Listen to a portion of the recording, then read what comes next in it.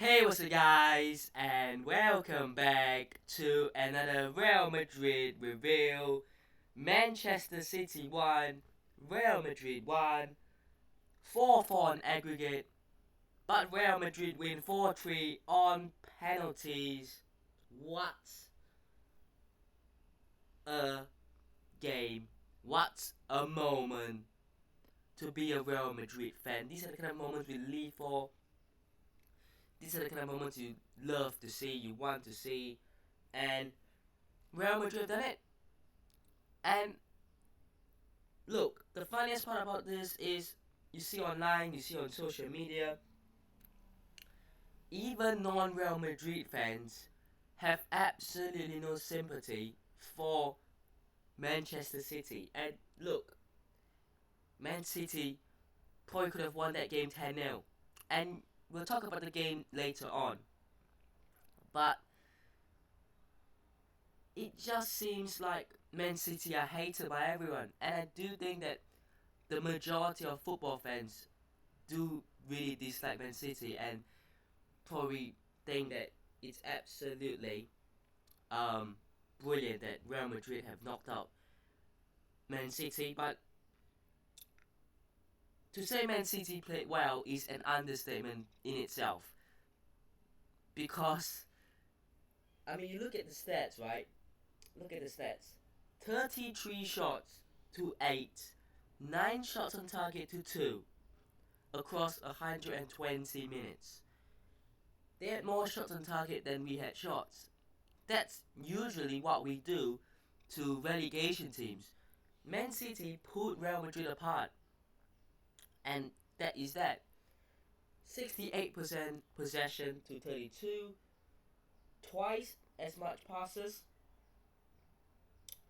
And certainly the better team in terms of attacking. But it just that isn't meant to be, I suppose. And look, to play against Real Madrid, you have to put these chances away because Real Madrid will find a way, no matter how it is, to come back, to bite, to win, to get a result. And that's exactly what has happened. You know, you're telling me that after 210 minutes of football, where Real Madrid should have probably scored one or two more at the Bernabeu, where Man City destroyed and dominated Real Madrid at the Etihad, that Man City still drew overall. Because, okay, we won on penalties, but if you look at the actual game, 1-1 on the night. If they were clinical, they would have won 10-0. As I said, they really deserve to. Their chances were pretty good chances, you know. You had Haaland's header off the bar, you know, Grealish had a shot blocked by Rudiger. Obviously, De Bruyne, after scoring, had two other chances. And those alone would have been 5 goals on top of the goal that he had scored. So that would have certainly killed the game. But, I mean, Real Madrid, where do we begin? Coming to this game, there was the kind of fear that it would be like last season again. A 4-0, a thrashing. But, great start. Absolutely magnificent start. Well played. Vinicius Jr. gets the ball into the box. Rodrigo's first shot, kind of a miss hit. Second shot, well done. 1-0 Real Madrid after 12 minutes. And when you play Man City away, you have to have a good start. You have to. And absolutely incredible 1-0 up within the first 10 to 15 minutes. You know, you have something to hold on to. You have something to present, and you have now shown to Man City that they have to come attacking. And first half, like I said, Haaland's had a Grealish with the shot blocked. They didn't do much else. Second half, they came knocking again, and then obviously they scored. Doku does well, gets the ball into the box. Rudiger clears it straight to De Bruyne, and it's a simple finish. Really, it's a tap in. Really, but 1-1. Man City totally deserved that goal. What can you say? You can't really complain. And then, like I said, he had 2 other chances afterwards that were probably better than his goal. Really, the left-footed one that he curled over, and I mean the other one where it's basically straight at goal, and he somehow blasted over. I have no idea how he did that. Extra time, not a lot happened, and then obviously penalties, um, some very decent penalties, really. I mean, if you go through each penalty, Alvarez got his first good penalty. Modric missed, not a good penalty at all. And then Bernardo Silva tried a chip down the middle, and I don't know what he was thinking. I don't know what he was trying to do. Bellingham scores, and obviously points to the Real Madrid badge. You know, the maturity, can we just appreciate, of Jude Bellingham at 20 years old. Kovacic misses Lucas Vazquez, man. I was thinking to myself when the penalties were taken. Lucas Vazquez, remember? 2016. It's been 8 years as well, man. He's like 31 now, isn't he? So he obviously was 23 8 years ago when he took that penalty against Atletico in the final, but good penalty. Foden smashes one in, Nacho scores, and then Edison took one, and then Rudiger scored to win the penalty shootout.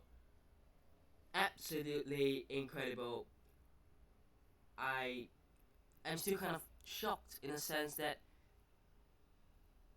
Real Madrid probably didn't deserve to win. I say probably like we deserve to, but we didn't deserve to win in terms of the stats. But we somehow put it through. And this is a PSG, a Chelsea, a Man City all over again. Those games in the 21-22 season. But this is a Real Madrid side that you compare to Man City, they have a better team. They've got the best striker on his day, the best number 10 on his day, the best CDM on his day, probably one of the best back fours you will ever see. You've got Kyle Walker in there, Ruben Dias in there, Phil Foden, Bernardo Silva. And in Real Madrid, would you say Mendy is better than Gvardiol? Maybe. Nacho, definitely not better than Akanji or Diaz. I wouldn't say so. Rudiger, certainly in there. Carvajal, I don't think is better than Kyle Walker. Lillian is not better than, Edison. Neither Camavinga nor Cruz are better than Rodri or Bernardo Silva. Bellingham is not better than Kevin De Bruyne in terms of, we talk about the better player. Form right now, Bellingham obviously we know is better. Now Foden against Rodrigo or Vinny or Valverde even. This is a comparison, and Man City probably have 7 to 8 better players in their starting 11. So for Real Madrid to go through just shows that this is a club of greatness. This is not, obviously luck or anything. But what does that mean now? The next 3 games are huge. You've got El Clasico this upcoming weekend. You've got Real Sociedad away next weekend. And then the next midweek, the next Wednesday, and when I say next Wednesday, I don't mean next Wednesday, but the following Wednesday after the next weekend, you've got Bayern Munich away, whom advanced as well at the Allianz Arena. I kind of knew that they would beat Arsenal. Arsenal bottle jobs really, and obviously away from home, it will be a big task to expect them to obviously do a lot. But obviously that game, we'll talk more about that when the time comes in, slightly under 2 weeks now, basically 2 weeks. But let's go through the team. Let's go through the starting 11. Lillian man of the match. For me, I think that he won't be given it. I think Rodrigo might win it, even Bellingham might win it, but the saves he made, absolutely huge, and he helped save the penalties, 2 of them. So you have to give credit to Lunin. He's always going to be number 2 to Courtois when Courtois comes back, but he's now obviously been given the trust to be the number 1, and it's paid back. The back 4, Carvajal went off, a bit injured. Rudiger, man, Rudiger, what a beast. Pocketed Haaland, you would say, across 2 legs. Scored the winning penalty, brilliant. Nacho as well, scored one of the penalties to win it. Mendy was alright. The midfield, Camavinga had a shot in the 10th minute, straight at Edison, but except for that, not much else. Cruz, didn't really see much of him. Valverde, obviously we know he's the engine. He runs for the team. That's all he does. He has obviously certainly contributed to this with that great goal in the first leg. Rodrigo, certainly a man of the match contender. Great goal. Bellingham, passion, the maturity. Everyone saying, you know what, he had a really bad game against Man City in the first game, which I don't think he had a great game, but to expect him to have a good game because he scores, to expect him to score every game is, I would say, unrealistic. And Vinny Jr. obviously, I said in the preview, we need Vinicius Jr. to be back. He played more centrally as we would have expected, as I said in the preview, and he got the assist for the first goal. So incredible. Militao came back. Modric obviously came on, missed a penalty, but look, penalties are really luck. Lucas Vazquez scored the penalty, and Brahim Diaz as well. Wow, I really still don't know what to say after what has been an exhausting 210 minutes. The first leg full of emotions that we said it might come back to haunt us, it might be a missed opportunity, and I certainly had that kind of feeling in me when watching this game that Man City might do a 4-0 again, and they could have, but they didn't, and we got away with it this time.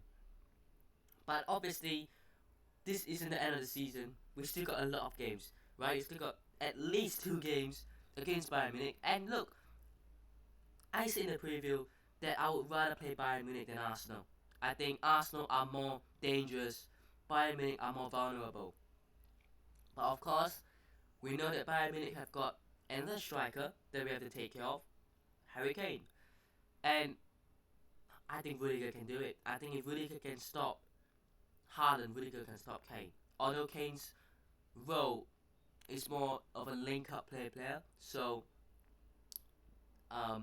certainly will be a slight tougher, but that does mean that Tchouaméni is back, right, for the next round as well, I think.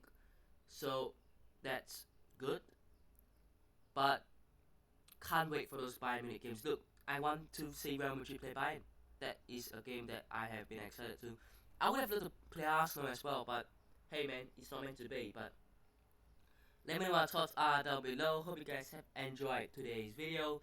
Hit the thumbs up, subscribe to just on already, and I'll see you guys in the next one. Peace.